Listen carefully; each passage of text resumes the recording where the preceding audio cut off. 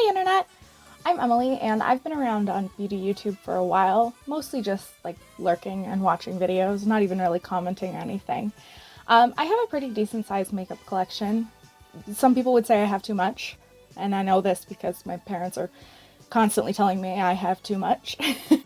While I realize I don't have a lot compared to like an influencer level, I do have a lot compared to the rest of the population. And even though I can't really do much with it during this pandemic, it's still something that I find really fun and enjoyable just to take out and play with on a regular basis.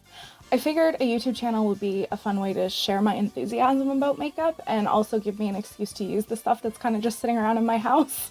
I love talking about how to save money because, let's face it, most makeup is vastly overpriced. I'm also really budget conscious. I don't think I've ever spent the full price on an item, whether that's because it was on sale at Sephora or I found it marked down at Marshall's or whether it came in a subscription box of some sort.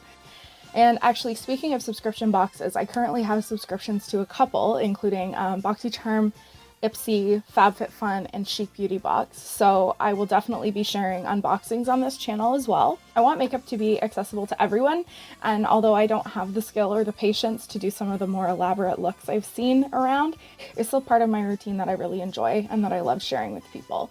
I always get excited about new makeup releases, so I'm really looking forward to talking about those with like-minded people, instead of just constantly pestering my sisters with photos of new palettes.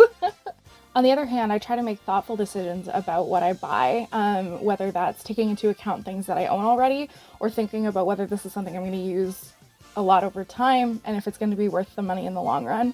I'd love to share my decision-making process with you and hopefully help keep you and myself from making frivolous purchases. If any of that sounds like fun to you, then please think about subscribing. And if it sounds like the content is interesting but the video quality is terrible, then please consider subscribing anyway, because I need to save up for a new camera.